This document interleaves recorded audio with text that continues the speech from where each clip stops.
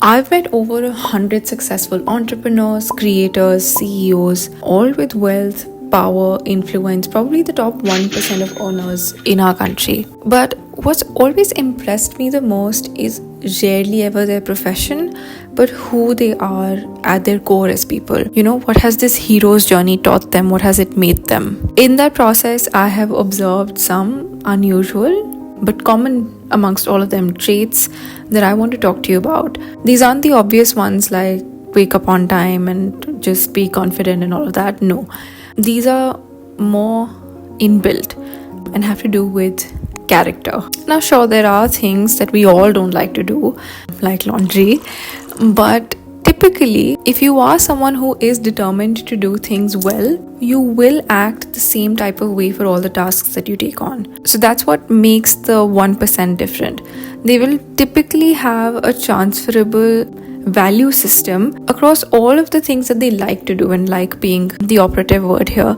So they would usually have a bunch of hobbies and things that they like to do beyond their profession.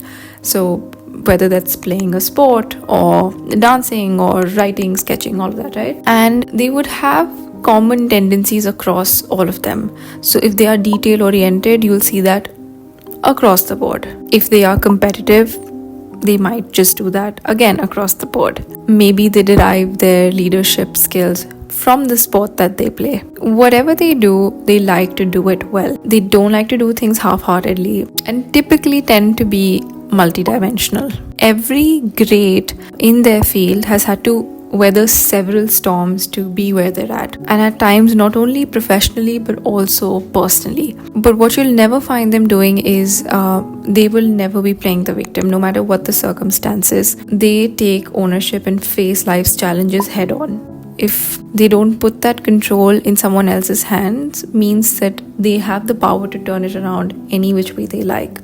And so they absolutely have to shun fear, because the brave thing to do rarely feels like the right thing to do in that very moment. There's a glimmer, a glint in the eyes of those who are in it for the love of the game. And they know it.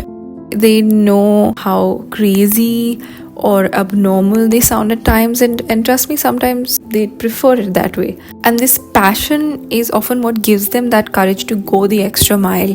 When you are passionate about something, being lukewarm is just not an option.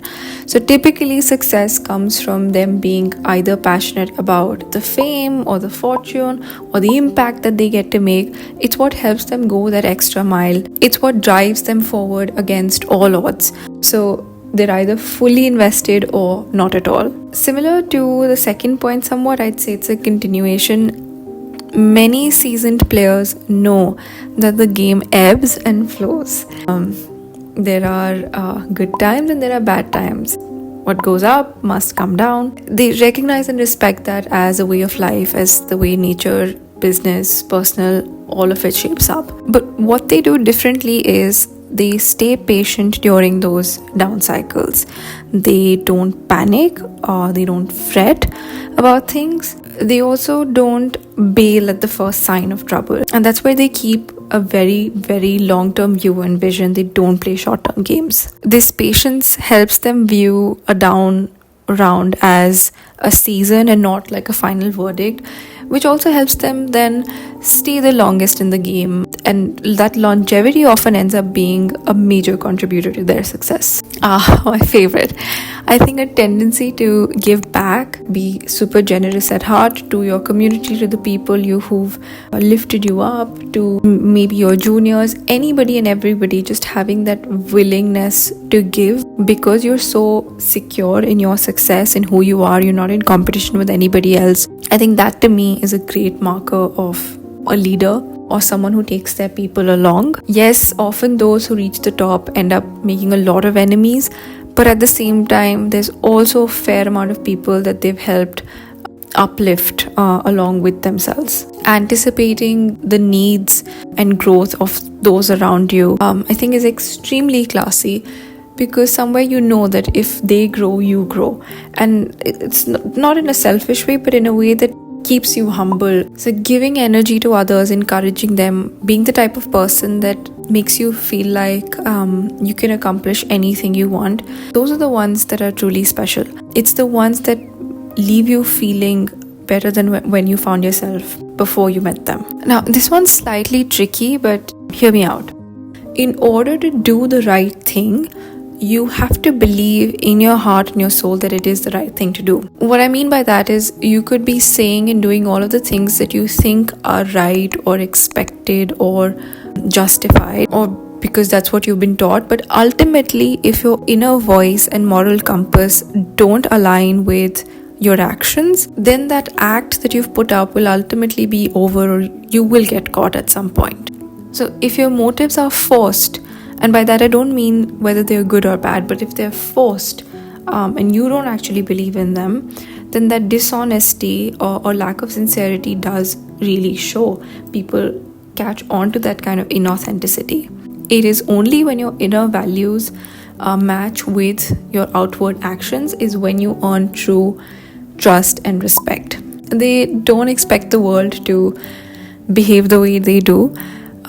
They have tolerance for different behaviors, opinions, people to coexist, no matter how regimented or opinionated they might be about their life.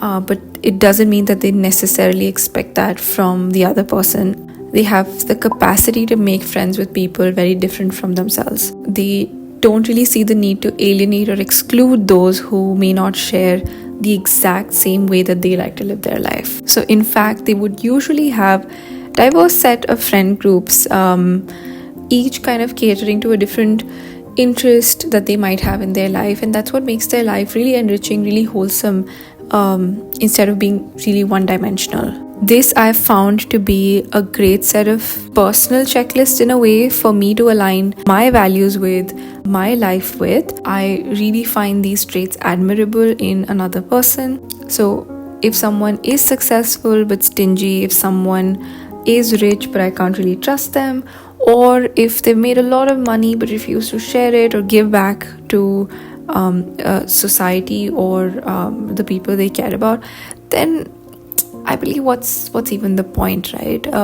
It's not even from a morality lens. Yes, largely it is, but also I just think makes you such an uninteresting person if all you care about is yourself. I think self-centeredness is boring. Real success, in my eyes, for those who care, is equal parts ambition as well as grace. It is a life lived in service to others and should be measured in the impact you've had. And that's all I have for this one. I'd love to know what is your version of a life well lived, or what makes for a good life, in the comments below. And I'll see you in the next one. Bye.